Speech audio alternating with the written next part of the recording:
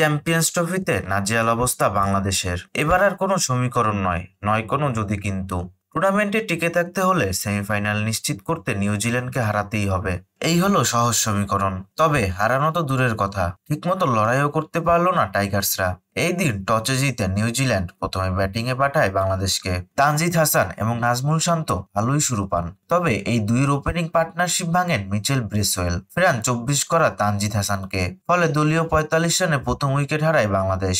এরপরেই বাদে বিপত্তি, একের পরে এক নিয়মিত বিরতিতে উইকেট হারাতে থাকে টাইগার্সরা। মিরাজ, হৃদয়, মাহমুদুল্লাহ, মুশফিক দ্রুতই ফিরেন প্যাভিলিয়নে। শান্ত এক পাশ আগলে লড়াই করলেও তার সঙ্গ দিতে পারেননি কেউ। 110 বল থেকে 77 রান করা নাজমুল শান্তকে ফেরান উইল ওরোরক। শেষের দিকে জাকির আলী এবং রিশাদ হোসেনের চেষ্টায় নির্ধারিত 50 ওভার শেষে 9 উইকেট হারিয়ে 236 রান স্কোরবোর্ডে তুলে বাংলাদেশ।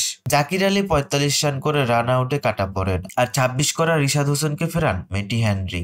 নিউজিল্যান্ডের হয়ে মিচেল ব্রেসওয়েল একাই শিকার করেন 4টি উইকেট। 237 রানের লক্ষ্য তাড়া করতে নেমে নড়বড়ে শুরু পায় কিউইরা। শুরুতেই আগের ম্যাচে সেঞ্চুরিয়ান উইলিয়ং এবং কেন উইলিয়ামসনের উইকেট হারায় নিউজিল্যান্ড, তবে এরপর আর কোনো চাপ প্রয়োগ করতে পারেনি টাইগার্সরা। ডেভিড কনওয়ে এবং রাচিন রবীন্দ্রার ব্যাটিংয়ে ঘুরে দাঁড়ায় নিউজিল্যান্ড। এই দুইয়ের পার্টনারশিপ ভাঙেন মুস্তাফিজুর রহমান, ফেরান 30 রান করা ডেভিড কনওয়েকে।